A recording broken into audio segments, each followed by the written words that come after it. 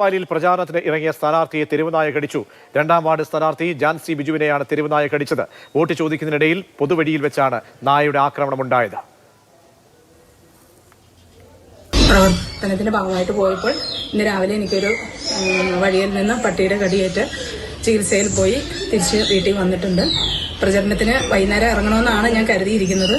പറ്റുമെങ്കിൽ പ്രചരണത്തിന് ഊർജിതമായിട്ട് പോകണം എന്നാണ് വിചാരിക്കുന്നത്.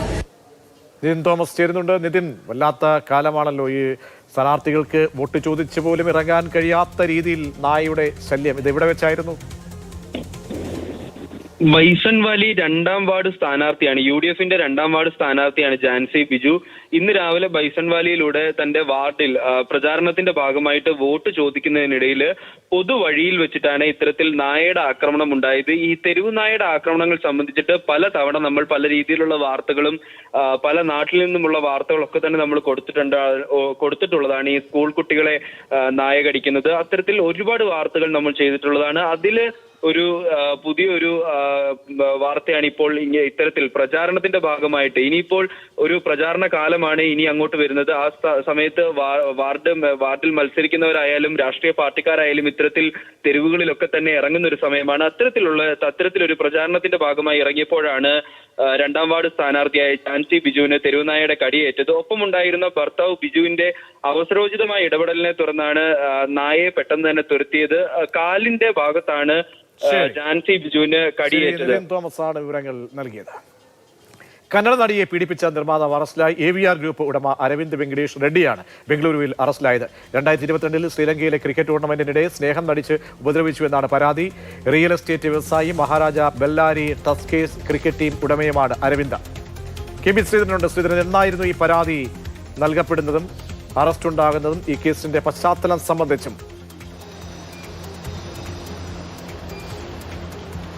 ഇന്ന് രാവിലെയാണ് ബംഗളൂരു വിമാനത്താവളത്തിൽ വെച്ച് ഈ നിർമ്മാതാവിനെ പോലീസ് പിടികൂടുന്നത്. ഇയാൾ ശ്രീലങ്കയിൽ നിന്ന് ബംഗളൂരുവിലേക്ക് വരികയായിരുന്നു.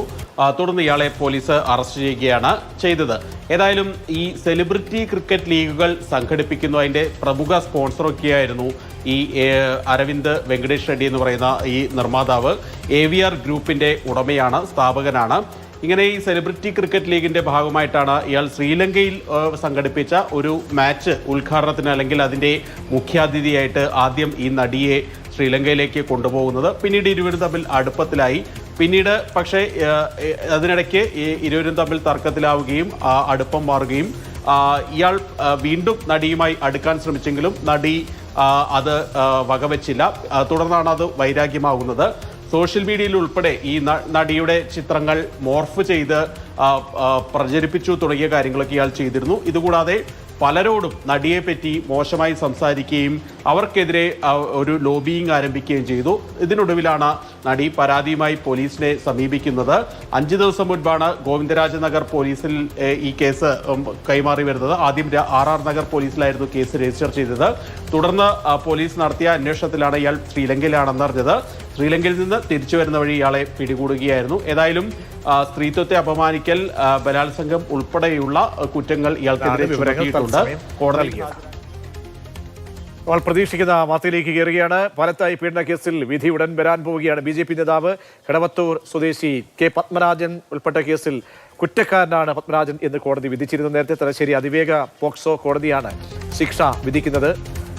2020 ജനുവരിക്കും ഫെബ്രുവരിക്കും ഇടയിൽ സ്കൂളിലെ ശൗചാലയത്തിൽ കൊണ്ടുപോയി 3 തവണ ലൈംഗികമായി പീഡിപ്പിച്ചുവെന്നാണ് കേസ്. പീഡനവിവരം ചൈൽഡ് ലൈനിലാണ് ആദ്യം അങ്ങനെ കുട്ടി അറിയിക്കുന്നത്. കുട്ടിയുടെ മൊഴി രേഖപ്പെടുത്തുകയും 2020 മാർച്ച് 17-ന് പാനൂർ പോലീസ് കേസെടുത്ത സംഭവമായിരുന്നു. ഏപ്രിൽ 15-ന് പൊയിലൂർ വിളക്കോട്ടൂരിയിൽ നിന്നും പ്രതിയെ അങ്ങനെ അറസ്റ്റ് ചെയ്യുകയൊക്കെ ചെയ്ത കേസാണ്. കേസ് പിന്നീട് അതിൻ്റെ വഴിത്തിരിവുകൾ നോക്കിക്കഴിഞ്ഞാൽ ക്രൈംബ്രാഞ്ചും പ്രത്യേക അന്വേഷണ സംഘമൊക്കെ തന്നെ അന്വേഷണം നടത്തി പോക്സോ വകുപ്പ് ഉൾപ്പെടുത്തി അന്തിമ കുറ്റപത്രം ഈ കേസിൽ നൽകുകയായിരുന്നു. ക്രൈംബ്രാഞ്ച് IG ആയിരുന്ന അന്നത്തെ ശ്രീജിത്ത് ഫോൺ സംഭാഷണത്തിൽ പ്രതിയെ അനുകൂലിച്ച് സംസാരിച്ചതായിട്ടുള്ള വെളിപ്പെടുത്തലുകളൊക്കെ അന്ന് വലിയ വിവാദമായിട്ടൊക്കെ മാറുകയും ചെയ്തിരുന്നു. അങ്ങനെ ഈ വിധി വരുമ്പോഴും കുറ്റക്കാരെന്ന് വിധി വരുമ്പോഴും ഈ പ്രതിയായിട്ടുള്ള വ്യക്തി പത്മരാജൻ താൻ നിരപരാധിയാണെന്ന് ആവർത്തിക്കുകയും പിന്നീട് ഇതിൽ ഗൂഢാലോചനയടക്കം നടന്നു എന്നതടക്കമുള്ള കാര്യങ്ങൾ വെളിപ്പെടുത്തുകയും ചെയ്തിരുന്നു. ഇന്നും കോടതിയിൽ നാടകീയമായ സംഭവവികാസങ്ങളൊക്കെ തന്നെ ശിക്ഷാവിധിയുമായി ബന്ധപ്പെട്ട് ഒക്കെ തന്നെ ഉണ്ടായിരുന്നു. അങ്ങനെ പ്രമാദമായിട്ടുള്ള ഒരു കേസിൽ വലിയ ആരോപണ പ്രത്യാരോപണങ്ങൾ വിവാദ കൊടുമുടിയിലേക്കൊക്കെ പോയ ഒരു കേസാണിത്. ഈ കേസിലാണിപ്പോൾ വിധി വരാൻ പോകുന്നത്. അങ്ങനെ പോക്സോ കേസിൽ അടക്കം ചുമത്തപ്പെട്ട ഒരു കേസ് ഇപ്പോൾ ജീവപര്യന്തം തടവിനെ ശിക്ഷിച്ചിരിക്കുന്നു എന്നാണ് നമുക്കറിയാൻ കഴിയുന്നത്. പാലത്തായി പീഡന കേസിലെ ശിക്ഷാവിധി വന്നിരിക്കുന്നു. പത്മരാജൻ കുറ്റക്കാരനായ പത്മരാജന് ജീവപര്യന്തം ശിക്ഷയാണ് ഇപ്പോൾ വിധിച്ചിരിക്കുന്നത്. സി കെ വിജയനുണ്ട്. സി കെ, എന്താണ് ഇപ്പോൾ വിധിയുടെ വിശദാംശങ്ങൾ അറിയാൻ കഴിയുന്നത്? സ്വാഭാവികമായും അത്രയും ഗുരുതരമായ കണ്ടെത്തലുകളാണ് ഈ പോക്സോ കേസിന്റെ അന്വേഷണത്തിലും വിചാരണയ്ക്കൊടുവിലും എല്ലാം തന്നെ ഉണ്ടായിട്ടുള്ളത്. ഇന്നലെ പത്മരാജൻ കുറ്റക്കാരനാണെന്ന് കണ്ടെത്തി ഇപ്പോൾ ഇതാ കെ പത്മരാജൻ എന്ന മുൻ BJP നേതാവിന് ജീവപര്യന്തം തടവ് ശിക്ഷ വിധിച്ചിരിക്കുന്നു എന്നാണ് ഏറ്റവും പുതിയ വിവരം. സ്വാഭാവികമായും അതിന്റെ കൂടെ ഫൈൻ ഉൾപ്പെടെയുള്ള കാര്യങ്ങൾ കൂടി ഉണ്ടാകും. വിശദാംശങ്ങൾ അല്പം സമയത്തിനകം തന്നെ കൂടുതൽ വിശദാംശങ്ങൾ ലഭ്യമാകും എന്ന് നമുക്ക് പത്മരാജൻ എന്ന അധ്യാപകനും അതോടൊപ്പം തന്നെ മുൻ BJP നേതാവിനും തലശ്ശേരി പ്രത്യേക പോക്സോ കോടതി വിധിച്ചിരിക്കുന്നു. പാനൂർ പോലീസ് ആദ്യം രജിസ്റ്റർ ചെയ്ത കേസ്, പിന്നീട് 2 അന്വേഷണ സംഘങ്ങൾ, ഏറ്റവും ഒടുവിൽ ഒരു പ്രത്യേക അന്വേഷണ സംഘമാണ് ഈ അന്വേഷണത്തിൽ കുറ്റപത്രം നൽകിയത്.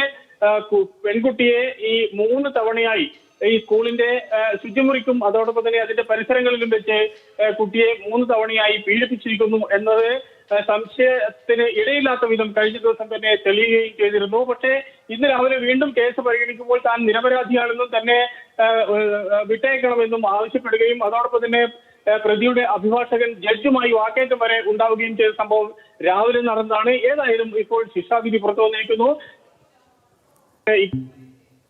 സി കെ, പ്രോസിക്യൂഷൻ ആവശ്യപ്പെട്ട കാര്യങ്ങളെല്ലാം കോടതി അംഗീകരിച്ചു. പ്രതിഭാഗത്തിന്റെ മറ്റാവശ്യങ്ങൾ എന്തൊക്കെയായിരുന്നു കോടതിയിൽ?